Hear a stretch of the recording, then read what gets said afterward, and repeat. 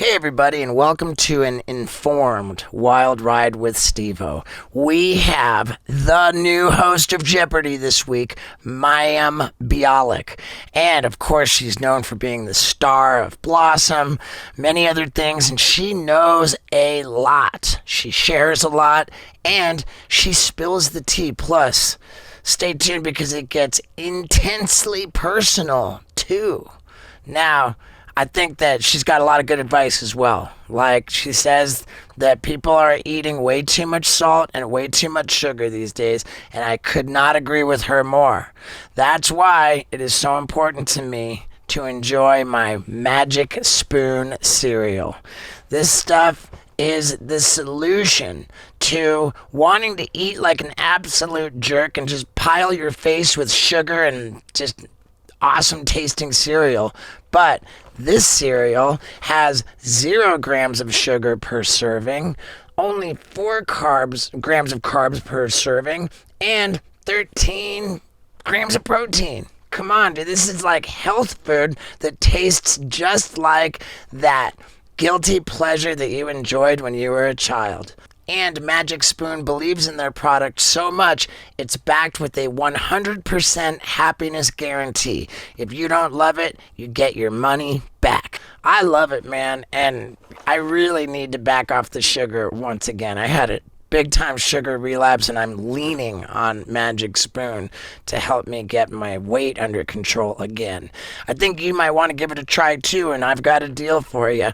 You go to magicspoon.com/Steve-O, and that's going to get you $5 off your order.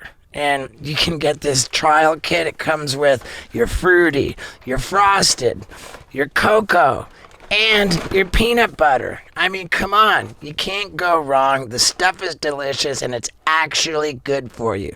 So go to magicspoon.com/Steve-O, and for good measure, use the promo code Steve-O when you're there to get $5 off your order and find out how absolutely delicious this healthy cereal truly is. Take it from me. You're going to love it. Now, let's get into it. Ladies and gentlemen, Mayim Bialik. Hello. Yeah, hello. So nice to meet you. It's very nice to meet you inside of your tour bus. Yeah, thank you. And you've met Paul Brisky and Scott Randolph. Yes. Hello. So this is great. Thank you for doing this. Thank you for having me. And you're the official host of Jeopardy now? I'm one of 2 people finishing out this season of Jeopardy as host, and I don't know more yet. If I did, I would talk about it. Right. But well, not necessarily. You're professional. I could also be lying to you, but in this case, I'm telling you that I'm not. But, I kind of live from season to season as a sitcom actor. And so Jeopardy has fallen right into my schedule of not really knowing what I do past any particular May. So I will basically be working, I'm on Call Me Kat, which is the sitcom that I work on. I'll be on that. And you produce. That's right. I mean, they give you that credit, but basically I'm, an actor who sometimes says like, what if I do this? But once that ends, I will finish out the season of Jeopardy. But Ken basically does the episodes that are recorded when I'm at Call Me Kat. So that's Ken Parson. Ken Jennings. Ken Jennings on Jeopardy. He was the guy that won the most money ever, right? Yeah, the winningest. He's the winningest. Yeah. How do you get the job being the host? Because there's some words that you don't understand. You're reading it in real time. Yeah. Well, so keep in mind you're watching an edited show, meaning if I mess up pronunciations all the time. On average, 5 things per episode we have to, redo. So when it all comes together, like it looks like, I mess up things all the time. Sometimes I mess up totally normal words that are in the language that I was raised speaking, just because it's a lot of words and you're talking for, hours and hours and hours. So just sometimes your brain gets slower than, the words trying to come out. And so I was always impressed with Alex. Like, he'll just read a French word. I'm like, how does he know that? Because he's French Canadian. Okay. Well, an Italian word. He was good. He was just. I read Italian words, okay? I do pretty good. The one thing that is hard for me is French. Like, if something's, I'm a Spanish speaker, so like if something's in Spanish, or even I know Italian is not the same thing as Spanish, but it's those I get. But French, there's letters that are there for no apparent reason, and I don't know how I'm supposed to know not to pronounce some, and you do pronounce others. So French is the hardest for me, and I think everyone knows that. I've often found it difficult to be around French people. The French Canadians, especially, they're their own the worst. breed. The worst of the French. Right. Wait, I have a question with Jeopardy. When they say like, let's go to the judges. Yeah. Is that one guy sitting there? Is that like a room full of people like looking up stuff? It is a group. And are they giving you a thumbs up? Like what There's happens a lot there? of thumbs ups that happen because. So, I mean, there's a whole art, which is, I think it's so fascinating, like how a show like Jeopardy is constructed, like the number of pieces and opinions and things that go into every single clue. So for certain things, they'll already list other acceptable answers for things where a couple answers are acceptable, or they'll make a note if if they say this, they need to be more specific, right? So I'm like learning those things, but sometimes they'll come up with something and I'm just like, I don't know. And so, yeah, I have a light that turns green if it's a go, and if it turns red if it's not. Wow, so you just right speak to the judges like, judges, what do you think? No, and then you just look for the light. They're looking at a camera that's very close to my face, and I do not have a poker face. Like, I'm like a cartoon character. You see every thought that happens. So they can tell if I'm like, and then I'll get but yes, there are judges. We sometimes shut down for close to an hour over one. Whoa. One decision. Wow. So you don't see that. You just see that they rule on this. But any episode where we correct someone's score, like the judges have ruled that mahogany is also an acceptable tree that begins with an M or whatever it is. That usually means we've shut down for like an hour. Wow. But as it played on the show, it was just like, judges, yes, good. Correct. Or and like, I'll we say changed like, that. after really? review, we're adding, two, that happened in, we just had the college, championship. And that happened where it was like literally mahogany, some tree. And and it can change the course of the game. And, I saw the movie Quiz Show. I know how intense this is. There's a lawyer on set all day, a lawyer from Standards and Practices. It's there to imagine going to law school and you get placed sitting on Jeopardy. Yeah. They just sit and make sure that everything's kosher and, A guy I went to high school with ended up on Standards and Practices at Dancing with the Stars. And he was in charge of making sure that I had covered up the tattoos on my knuckles, which said shit and fuck. Wow. That's that guy's job. Yeah, was that his only? Does he also make sure it's not like too sexual? In general, right, in general. But that fell under the umbrella. There are no such tattoos on your knuckles. I since had them lasered off. I figured. He told you that? He did, yeah. That's great. And he was a great guy, too. They did a great job, by the way. Well, thank you. You can still see the eye right there. Shit went in a little bit deeper. You don't miss those tattoos? I loved them. It's crazy that I wanted to say how my mom and I used to bond over Jeopardy, and she was so good at it. I mean, it was just an exercise in me losing every time, but we loved it. And also, my mom, the last time she laughed was when I showed her shit fuck on my knuckles. She said, "My son is a shit fuck." And I lost my mom in 2003. But yeah, she was great, and she loved Jeopardy. It's really, really cool. What an institution. Oh, I mean, it's its own legacy. You said that Jeopardy falls into kind of what your norm was with sitcoms, which was living season to season. But having said that, you did pretty well with shows that made it from season to season. Thank you. I definitely, in that sense, this kind of job or potential job is different, than being an actor. Like there's so many more things at stake for a company when they, try and decide like who's the face of this brand. Also like being female, it's like, it's very different. You've never had that. So that's, different. I didn't grow up seeing anybody that looked like me on television, much less in the streets of the city that I lived in. So it's also like it's kind of cool to be like a quirky person who has always been super different, and to get to kind of be, on a very mainstream, Right. Thing. Like it's kind of cool and scary, but mostly cool. It's super cool. Yeah. With like television kind of feeling like it's going the way of the dodo. Is there a streaming platform that is sort of propping up the For Jeopardy, you mean? yeah like I think that's probably, beyond my scope of, Right.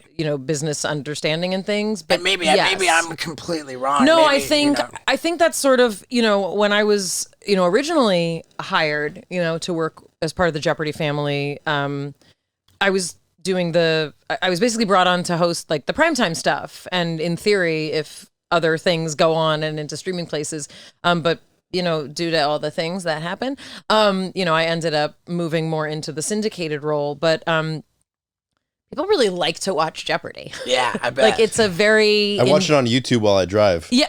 Wow. All right. So there's that. Probably should be focusing on the road.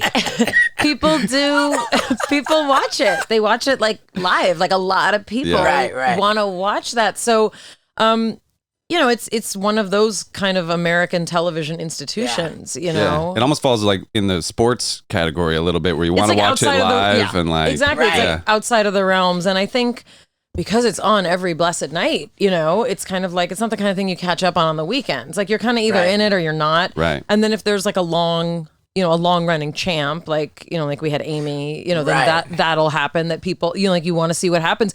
I mean, here's the thing, like every game feels exciting to me because I'm getting to watch in real time, like three people super excited and competitive and like holding information that like I have no idea how they know all the things. Yeah. It's insane. I So mean, impressive. it's another level. It's not even like you could be like, oh, if I, start learning. No, these are people, their brains they're special. Yeah. They're wired to hold that. I'm not smart enough to remember to say what is before every Same. sentence.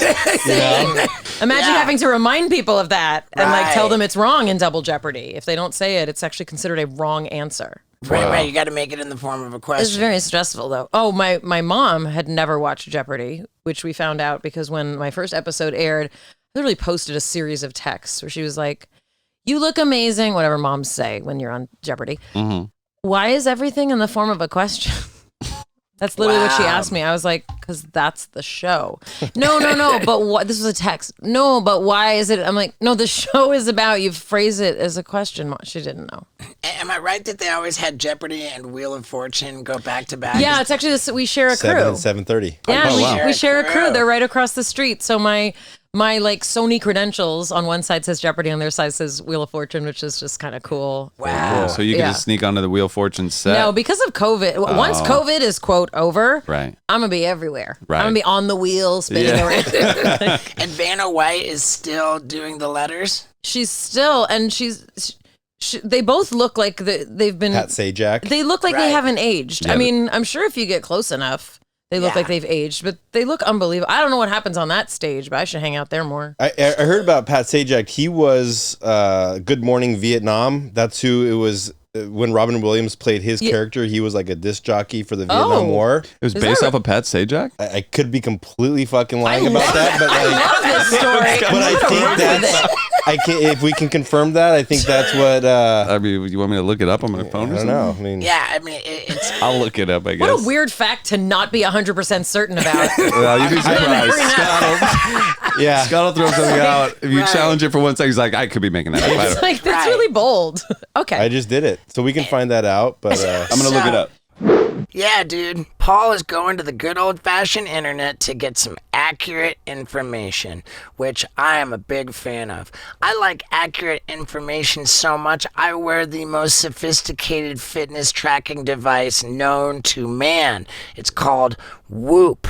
And I'm telling you, it's good. Plus, they've got the new Whoop Band 4.0, which actually now keeps track of my blood oxygen, my skin temperature. I mean, this thing is incredible. I get all of the information that I could ever want about what's going on with my body, from how well I'm sleeping, how much time I'm spending in each different stage of sleep, to how many calories I'm burning, precisely which activities I'm doing to burn calories.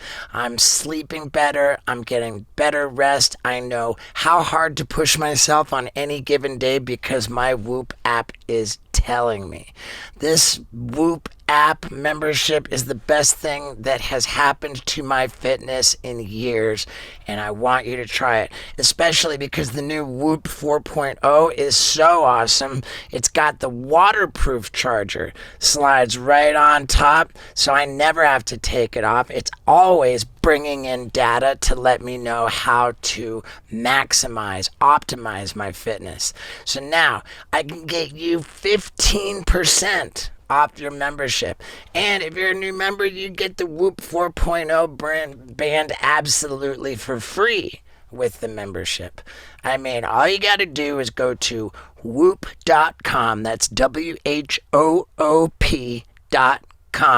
and use the promo code STEVO at checkout for 15% off of your membership. And again, new members, they get the Whoop 4.0 band absolutely for free, and that does come with the waterproof charger. So take charge of your health. Get in the game, man. Rest better, work better, play harder, do it all better. And it's at whoop.com with the promo code STEVO. Now, let's see what we learned. So going back to your acting, when your first gig was 1987. Yeah. So that would have made you like 9 or something. No. I started acting when I was 11 in 1986, and I was cast in a horror film, Pumpkinhead.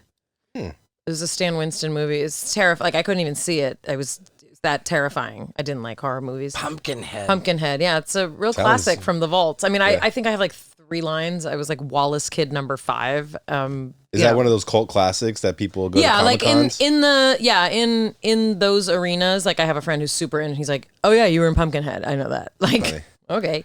And then I was cast in Beaches about a year after I started acting, and I played the young Bette Midler. And then after that, I did Blossom from 14 to 19. And then I left the industry. I, went to college and grad school. I had kids. And then I came back, did Big Bang Theory for 9 years. And then I've been on Call Me Kat. How does leaving the industry, like that's, you think of child stars. Mm-hmm. And so often it's like a really tragic story about how like, all of a sudden the entertainment industry was finished with them, and then everything went sideways. And so you finished Blossom, and you were like, okay, I'm good now. I'm going to go to college and become a neuroscientist. I mean, the short answer's yeah, kind of. I come from an immigrant family. Like, my grandparents are immigrants, and so like I was taught you go to college. Like, that's what you do. Right. Especially as a woman, like if you don't have to be cleaning the floors of the house that you moved into because you married this dude and you're his property, go to college. Like, if you have a different life, take it. So I was 2 years out of high school when Blossom ended, and I was definitely not really like I was never really comfortable in Hollywood. Right. I wasn't really interested in like the fame part of it. That was really intimidating, and I wanted to go to college. I wanted to like be judged for the work that I did with my brain, and not just sort of what money I could make for whoever. I had had an amazing tutor for biology when I was on the set of Blossom, and I fell in love with science. I was not a natural science student. It was very, very hard, and it was difficult all the way through grad school. Like, I wasn't that kind of brain that was like, I got this. Like, it was very, very hard the whole way through. I did 5 years undergrad. I did a minor in Hebrew and Jewish studies, and then I met the person that I ended up dating for 5 years. We got married. We had 2 kids. I had my first in grad school. And I went straight to a doctorate program in neuroscience. And I had my second son, and then we were running out of health insurance because this is America. And I figured if I can just get like enough acting work, just literally to get some insurance. Like, I was teaching neuroscience, I was tutoring piano, I was tutoring Hebrew. Like, I had a baby strapped to my chest and was I was out. Like, I didn't know what size clothes I wore, just like whatever I put. My hair was like down. I had like long hippie chick hair. I was living, my best life. I didn't have to wear a bra if I didn't want to. Like, it was great. And I had never seen The Big Bang Theory. Like, it was one of the first auditions I went on when I kind of like tried to start auditioning again. And, it was a guest spot. I was in the season finale of season 3 of Big Bang. And then, 9 years later, and in that time I got divorced, my dad died, like my kids got older, it's like a whole other life, Right. So like not what I was planning and also amazing. Right. With you said a doctorate in neuroscience. Is that different from medical school? Yeah. So I didn't have the grades to go to medical school. That's the God's honest truth. There's a class called organic chemistry, and that is the class that decides if you go to med school or not. And I could not. I mean, I think a B- was like the highest grade I was able to get in, the full year and a half of organic chemistry I had to do.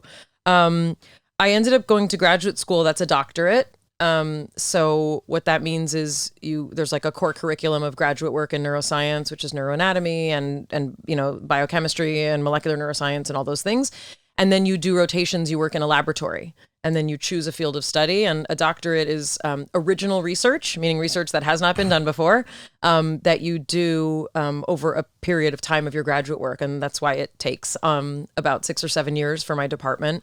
And I had, let's say I did 2 years of coursework, then you take qualifying exams. I had to do remediation on 2 because there's a certain way of thinking and communicating that doesn't come naturally to me. I'm not a natural scientist. So it was definitely a slog. And then I had my first son after I finished my coursework, was in data collection. I studied Obsessive-Compulsive Disorder, which is a real hoot.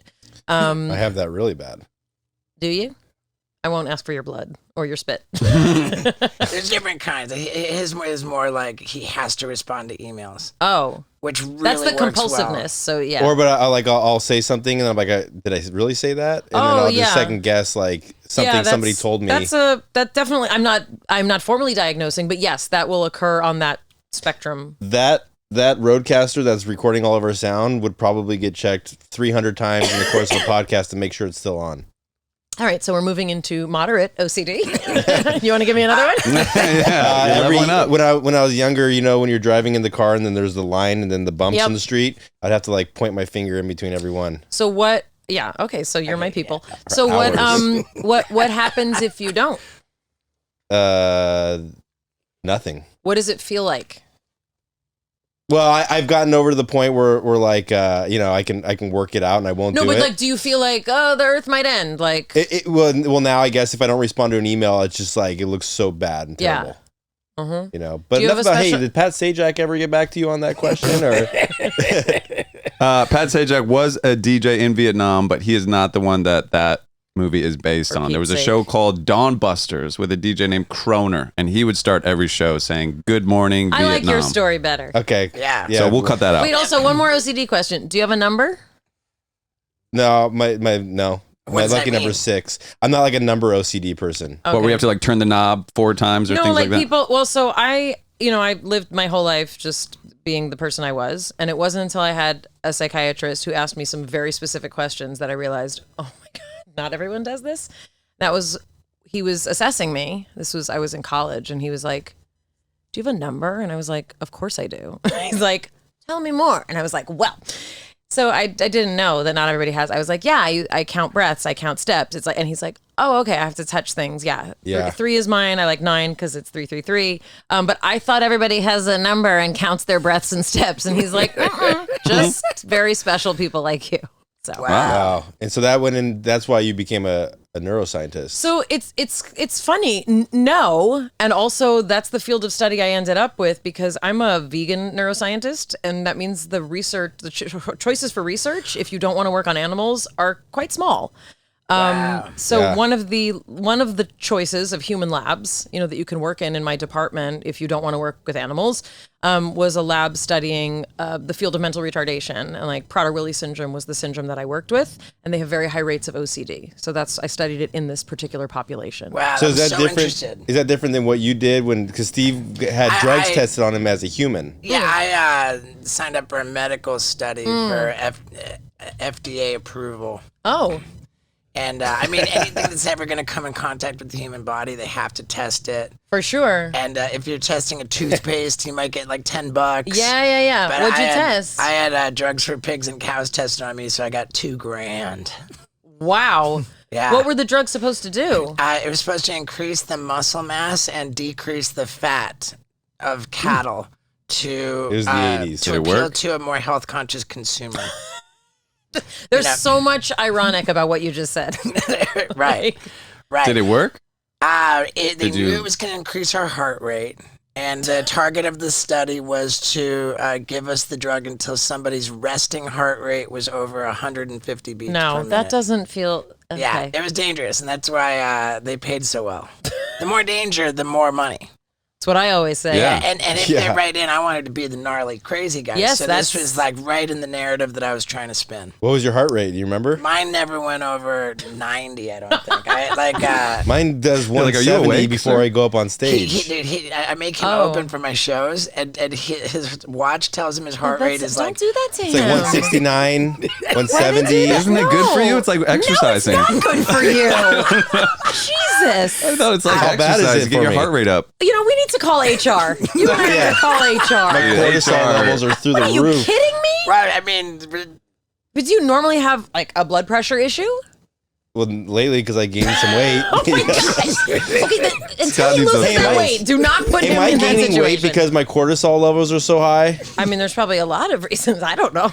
I think it's got a lot Are to your do with all cortisol the levels pasta. elevated? It doesn't do that when you're like heart rate, Oh, you're well, stressed. cortisol is it's a stress marker. I mean, I have so many questions for you. Do you go to therapy? I used to. I probably should. How's that going for you? I bite my nails quite a bit. Same. I'm a chronic nail biter. Yeah. Wow. Good boy. Struggle's real. When you were taking the organic chemistry, Organic chemistry. Yeah. organic chemistry, what was I your cried a lot. Was that at Whole Foods? Was your hope to get very good grades and become a doctor at Yeah, that point? I actually wanted to go into psychiatry. This was in an era before everyone hated psychiatry. I was interested in really more the therapeutic side of psychiatry. Yeah, if I were to do anything, I wasn't really interested in the institution of the medical field just because it was the beginning of, what we've kind of seen it become. It's like they're more business people, they have to get like MBAs at, just to Right. be a medical doctor now. And just insurance is such a mess. And I think it's such a disgrace that, a country as wealthy as ours can't do it. But I wanted to work with people with psychiatric conditions. And so that was actually my interest. And so, that kind of pivot is like one of those moments where you're like, oh, my mom was wrong. I can't do anything I want if I set my mind to it. Yeah. It's kind of like I also couldn't learn to be a concert pianist at, Right. 19 if I wanted to. It's just that's not how it works, Right. I mean, I'm an okay pianist, but you can't just be like, I'm going to make my brain do like my mom said I can. Right. Yeah. So you wanted to be a doctor, but in hindsight, you're glad that you're not. Yeah, I mean, you can still call me doctor, but Oh, I mean, you cool. don't have to. But no, I mean, I do. I hold a doctorate. It's a Right. doctor of philosophy in neuroscience is the title of You're a not an doctorate. MD. So I'm not an MD. No, Right. like if you say, is there a doctor on the on the plane or whatever? Like, no. Let me tell you, it does not take a doctor to tell you that you're going to be healthier if you drink more water, right? And especially if you're drinking a lot of soda, then cut it out with that crap and switch to Liquid Death sparkling water. You're going to be a much healthier person, and you're actually going to be a lot happier too.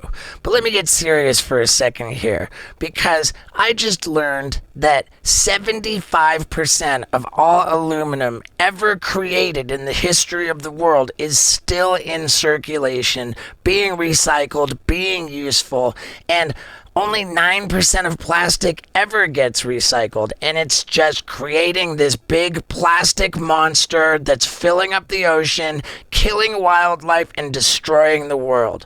You want to know why this company's called Liquid Death? Because it's time to bring death to plastic, because plastic is killing the world, and Liquid Death is saving the world at the same time as they're making you much healthier and happier. I love this company. I'm behind it all the way, and they are the most generous one of my sponsors ever, because they're giving you free shipping for your entire order of water and merch. And boxes of water are pretty heavy, but they love you so much you don't even have to pay for that shipping. Why lug water around from the store when it can show up at your house with free shipping? Man, I love this company. And to get this deal, all you got to do is go to liquiddeath.com/Stevo. Once again, that's liquiddeath.com/Stevo. If you love me, if you love this podcast, and if you love yourself and or the world, you're going to go to liquiddeath.com/Stevo right now and jump on this offer. There you go. Now, let's hear about the doctors. No, yeah, you're staying silent. I mean, like, I'll hold your hand and rub your back. Right. So you're like a Sam Harris. Are you familiar with Sam Harris? I was in class with Sam Harris. Oh, really? Oh, wow. We went to neuroscience to neuroscience grad school together. We were colleagues. Wow, do you guys that's still great. stay in touch? Yeah, I actually had him on my podcast. He was one of our first guests we had. Cool. You know, we were a class of like 18 or something, and several of us, didn't stay, as it were, in traditional neuroscience research positions. But Sam worked in brain mapping, which is actually where I did my undergraduate training. So, yeah. Super cool. Because Sam got really into meditation. Do you meditate at all with being a neuroscientist? Yeah. So brain mapping? I mean, I'm a person who, I grew up with mental health challenges in a time when nobody talked about it. It was just like, your parents told you when you were hungry, when you were happy, when you were cold. Like, Right. it was a very different time.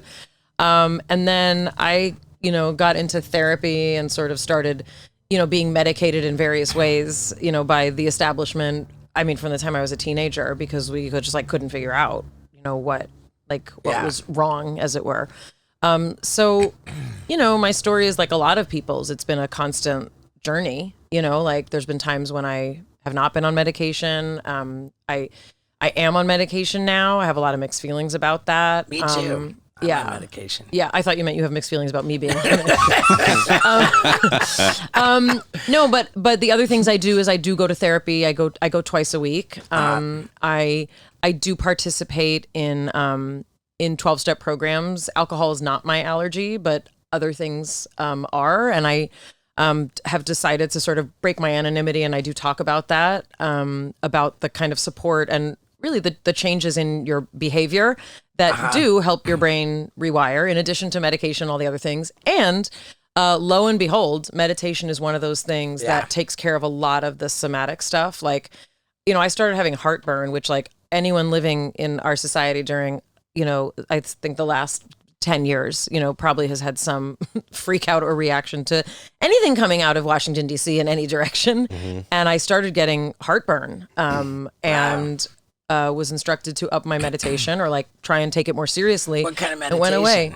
So I am not a transcendental meditation person. I do not really, I respect that form of meditation, but the interaction I've had is like, you pay a lot of money for like a mantra, and I haven't felt the need to do that. Right. I use a free app that should pay me. I don't, I'm happy for them to. Yeah. I use Insight Timer, and what it is it's a free app. I don't pay for anything on there. I mean, I make donations to, and there's like a search bar, and you put in whatever you're feeling or experiencing, even if it's like back pain, and it just pulls them up, and it's like, oh, I want a 10-minute one. And that's what I do. I try and do a meditation at lunch at work, when I'm filming, like no matter what, even if it's like a 5-minute one or whatever, I do that. And then I try and do one at night also. It's one of those things that the science absolutely backs up what thousands of years of Eastern philosophy. And it's like, it's kind of like, oh, here's the research. It's like, you don't need the research. Like, this is like, it's completely legit that it completely changes the oxygen. Like, it's not magic. I mean, there's a mystical element to a transcendental experience, and I've had experiences when not, on drugs that are outside of the realms, I would say, of quantifiable human experience. Like, I've experienced things that I cannot explain in meditative states. But again, I don't necessarily think that there's like, magic to it. Like, it is open to everyone to learn to breathe, and that's really what, Scientifically, yeah, like, you want the research. What is going on? Like when you meditate and your back hurts, but you can fix that with meditation. Yeah. Is that because your back hurts just because you're stressed, or So, I mean, that's like, it's this is one of my favorite things to talk about. Cool. I'll try and give it, like the most kind of concise, like my understanding as I've been instructed. So many people have what is now kind of collectively called in the field, they're calling it mind-body syndrome. And what it means is it's not in your head. The word psychosomatic makes people feel like, oh, you think I'm lying, right? It's a synonym for pussy. Exactly, right. It's like toughen up, right? No, but if you've ever known someone who has a nervous stomach and like before a date, they like lose the contents of like have to go to the bathroom and lose the contents of it. That's exactly what mind body syndrome is. However, for some people, it lodges not in their stomach, but in their back. Or it will lodge, in the form of migraines, or, like there was a time in my life when they were certain I had irritable bowel syndrome. I was just extremely stressed in a way that my body completely needed to indicate. And I've, after I moved through that period of I've never had it since, right? But if I had taken the classic Western approach, like you have IBS, medicine, this, like make your life crazy, you can't eat anything anymore, your life is miserable, I would have gone down a whole other, track. So what I've done is kind of pursue scientifically legitimate therapy it's called somatic therapy, where they work with your overall anxiety. It's often from trauma or stress. And the idea is to lower your baseline so that you do not essentially feel things in your body as intensely. People are like, oh, I'm an empath. Like that is real. It's real that some people feel things more deeply and manifest them in their body. And I'm not saying you can cure the cancer with your brain, but what we do know is that the more we support this kind of health, the better our immune system functions and the better we function in general. The shorter answer is that there's an autonomic nervous system that is in your body that you are programmed with that teaches you to calm down. And it's something that's in mammals. Like it's not like a special human thing. And that kind of breath work and that kind of increase of oxygen and, like most of us don't even breathe all the way through, right? We just we breathe with our shoulders, right? Everyone just started breathing. Right, but what it does is it tells that part of your nervous system to dial everything down. Like it lowers your blood pressure. Like it does all those things, and that's true. It's not, and there's people who are like, oh, your brain waves this. I'm happy to have people do brain studies up the wazoo, but like that's kind of all you need to know. Everyone's moving too fast. We're all processing too much information. No one has attention for anything. And nothing's been recording this whole time. No, I think this camera just died, though. I got that. The breathing different ways can help me fall asleep too. Totally. Yeah. I mean, no one feels good when you're breathing as if you're scared. And I remember that's actually specifically what was happening. I'm not trying to be political, but for me, when certain things were happening in our last presidential experience, I was waking up feeling terrified, like literally not even a cognitive fear. I was feeling like something was threatening me. Right. It's like, oh, it's because I'm reading the news like right before bed, and it activates, and some people might watch horror films, read the news, and be like totally fine. I'm not that person. So instead of me like trying to fit my life to be like all those other people who are fine, I'm just gonna like stop watching the news and being on social media and hating myself all day. Right. And lo and behold, my heartburn went away. Wow. Yeah, they said babies breathe with their stomachs because they're not stressed. Right. The humans breathe with their chest. Well, yeah, because like the world is terrifying, I haven't taken a breath since you asked that question. Jeez. I'm so interested in so much of this, but with vegan, You're like, but let's get back to Jeopardy. No, not at all. Not at all. With vegan and science sort of being your focus, does it drive you crazy to no end the way the animal rights community twists science and like you see these various. You can. I'm a safe vegan. Like you can tell me all the things that bother you. Yeah, I mean, you don't want to see the sad cow eyes. They're very sad. No. I don't mind that. I don't mind. I wish that they would just do that. What bothers me is when you've got these vegan documentaries which are saying, "Oh, sugar doesn't cause diabetes; it's animal product," and it's like.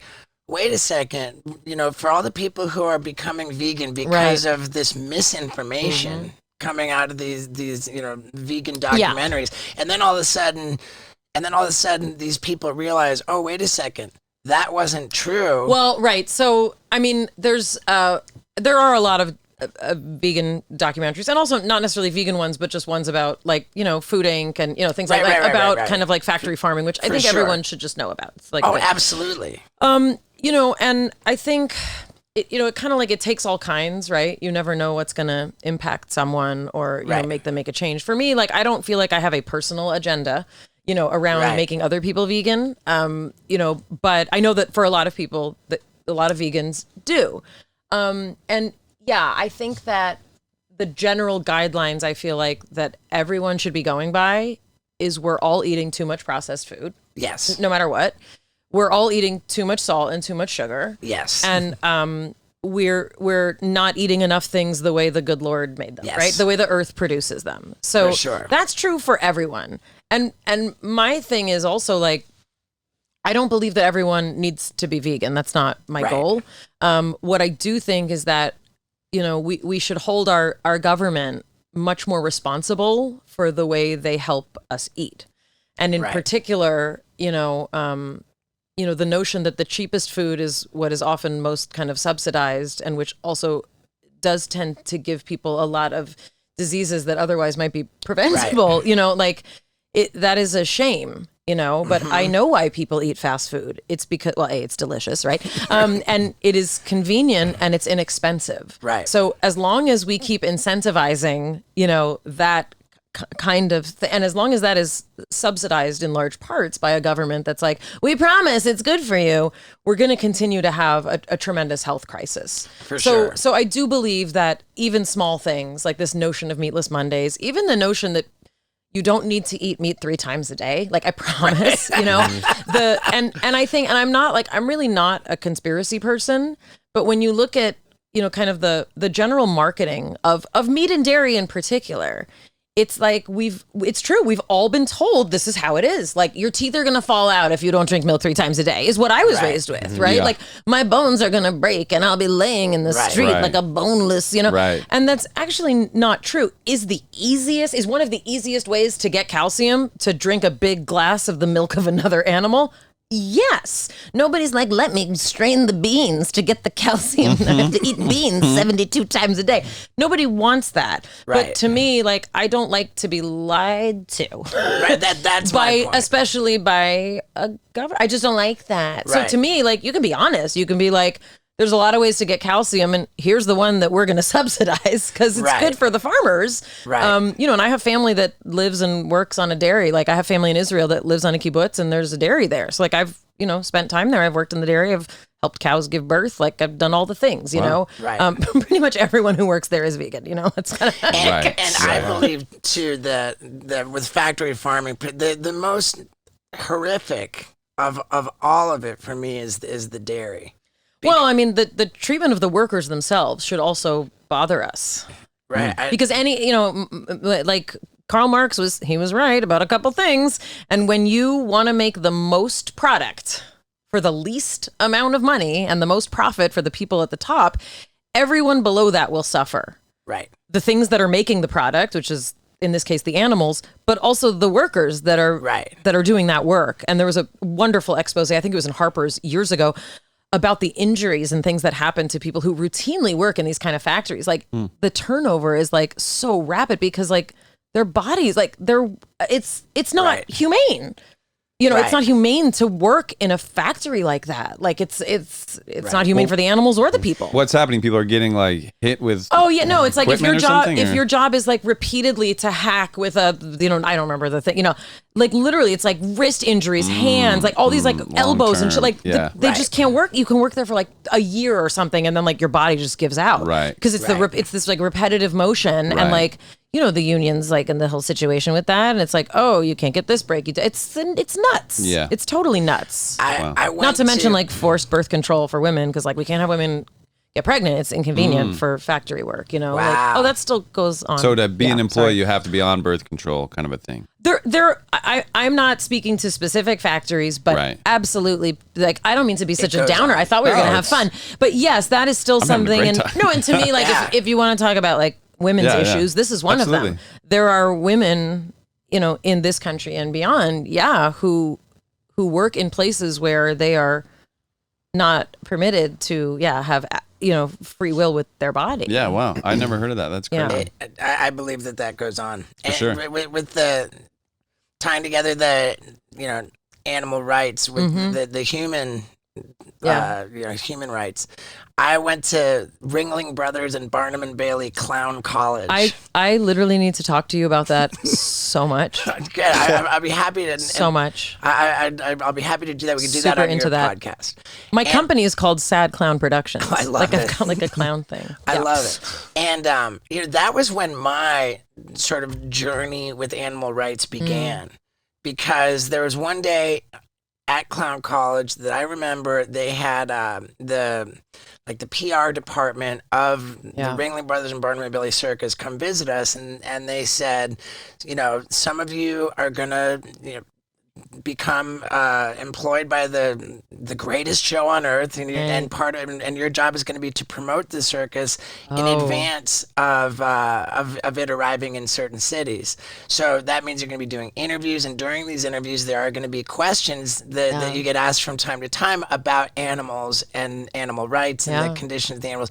And they said, in that situation you have no answer. Correct. You shut up. Well, and they just, it's been a huge revolution for Right. Ringling, but like, it's been a huge, I think 2 or 3 years, I guess, that, to me, like, I grew up, the first house we lived in was above the Hollywood Bowl. Like, I'm a very like LA, I literally grew up behind the Hollywood Bowl, and Ringling Brothers would set up in the parking lot across from where we lived, and at night we would hear the animals, and like it was a tremendous thrill, especially for a kid growing up. We didn't have any money. Like, the circus was actually one of the things that we could like do. I remember I had like I remember having like my first candy bar. It was like, I remember sitting in the stands, across from the Hollywood Bowl at the, under the big top. Like, so as I became a vegan, obviously it became much more complicated. And then like, Cirque du Soleil came to town. It's like, for $8,000, you can enjoy a circus with no animals. But like that very quickly became cost prohibitive. Yeah. So the fact that like we've had such a, a revolution and that,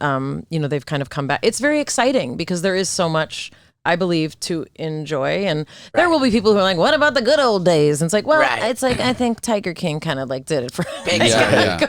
We're all That was the good. nail in the Big time. coffin. But my experience when those people said, you have no opinion about animals. You're a clown. You fall down. You're not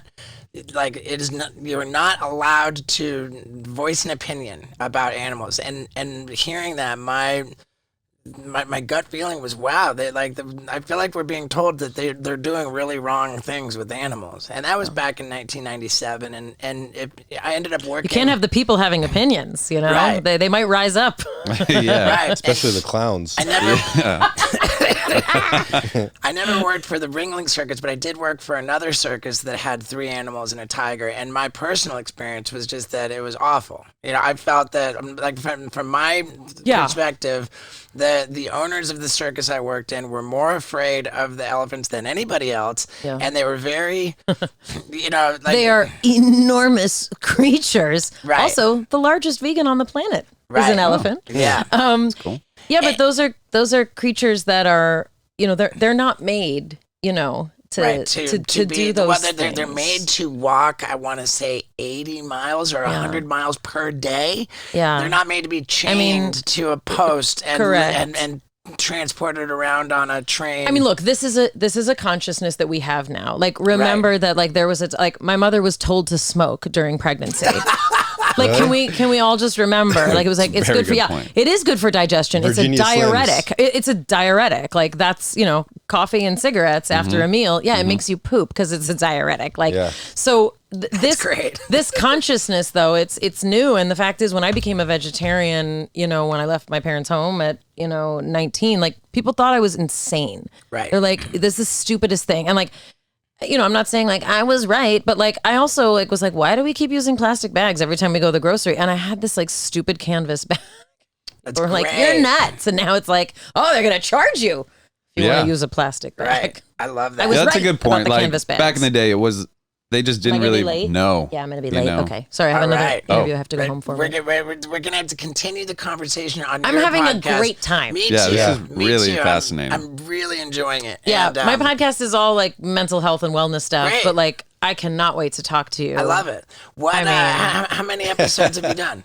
Done about 80, I guess. Okay, cool. And it was like something that my partner Jonathan Cohen and I started during COVID because our mental health was suffering, and we were like, ours is suffering, and we have resources and therapists. Like, what about all the people who are like, what is this terrible feeling in my stomach every day when I wake up? It's like, oh, you've never felt anxiety. Welcome. Yeah. So we started talking to people about, what they do, what works, what doesn't. You can tell I'm on a journey. So you've done, you said roughly 80 episodes, and are you like disciplined, like every week it goes up at a certain time? yeah, apparently like consistency is That's like a very big thing. important. We used to come out twice a week, but then like when the Jeopardy thing happened, I was like, I don't know how to keep up.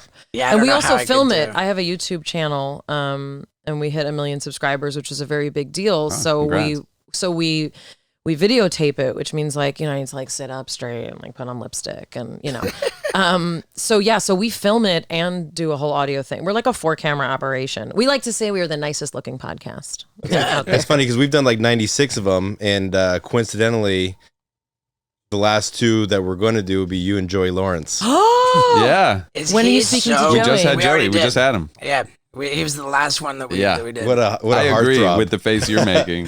Yeah. Amazing. Was it just difficult to be around him on Blossom? Oh, Because we he's teased him so- mercilessly. Right, but that's what they call latency, right? Where like you're attracted to somebody, so you're mean to them. No, he wasn't my type. Oh yeah, so He was all of our types on I the last just episode. can't- I mean, We were I gotta, sweating in there. I got to imagine it was just physically uncomfortable to be around him. No, He's so I was attractive. I was like a grungy feminist who like didn't shave my legs, and he So was the- like, "Ew, you're gross." Like The way face you with a made getting all brother. excited at it. You just love Joey Lawrence. Oh no, I just love that he exists. Yeah, like all yeah. of us, He's like we were amazing. on this show and it was like so iconic, and like Yeah. he's like larger than life. He's like Yeah. Yeah, he's Yeah. incredible. Like my sense of him is that there are certain people who have in their career done like very family friendly, squeaky Yes. clean work. yeah. And not necessarily been that way, Yeah. but he is that way. Oh like, no, he's very yeah.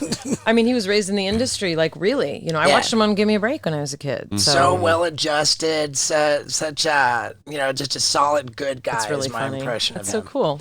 And Beautiful. I feel the same way about you. Thank I think you. Oh, sorry. like for all of the horror stories of child stars, it's We had a really clean set also. That's the thing. Right. We grew up on a set where we didn't see drugs, we didn't see alcohol. Right. And we're I think both very grateful that that does make a big difference. We grew up on a very clean set. I think there are plenty of clean sets that turned out very, very dysfunctional child but stars. also like we all went to junior high and high school. Some Right. people have a hard time with drugs, alcohol, and mental illness, and Right. some people come from homes of abuse, and so that happens. I knew kids who OD'd who weren't in the industry. Right, so. right. Of course. On that note, thanks for having me. It's been great. Good night, Vietnam. Yeah, I love it. I loved it, and anytime you want me to do your podcast, that I'm available. I'm we'll eager. just Heather's she's in charge of all things Yeah, you booking can just and reach out to Great. me. And, yeah, we just booked Seth Rogen, which is really exciting. Wow. Yeah, we had Matthew McConaughey, which he had no idea who I was. Wow. That You're was getting some hysterical. I was heavy like, hitters. It's like, you have no idea who I am. He's like, no, ma'am, I don't. I was like, I don't know who had sex with who to get you to come on my podcast when you have no idea who I am, but welcome Matthew McConaughey. Wow. It was awesome. Great. And we had So a great time cool. with him. Yeah. Wow. Anyway. I feel like I want to sex with drop a Matthew couple McConaughey. names of our biggest guests. Oh, yeah? we, You wanna go we tit for happen to tat? have had Mark Cuban. That's pretty cool. and Mike Tyson. And he knew who You had we Mike were. Ty- Yeah, we had yeah. Mike Oh, I wanna see Tyson. that. Yeah. We had Post Malone. Okay, these are good names. Yeah, but Matthew McConaughey and We Seth would love to Rogen, get that's Matthew epic. McConaughey. Maybe Yeah. Seth Rogen will even know who I am. Yeah, epic. Well, hey, Anyway, thank you thank so you much. so I much. look forward Thank to you. continuing the conversation. Great to meet you, Mayim. There you have it, man. Was she awesome or what, dude? I mean, I think she was surprised at how much she enjoyed us, and we were surprised at how much we enjoyed her. And I hope all of you guys are surprised by how much you enjoyed sticking around to the very end of this podcast. Like the street team, man. It's been a long time since I said street team, but when I see you guys at my shows and you tell me street team, man, I just want to give you a hug and tell you I love you because I really, really do love you. Thank you for sticking around and have a blessed day.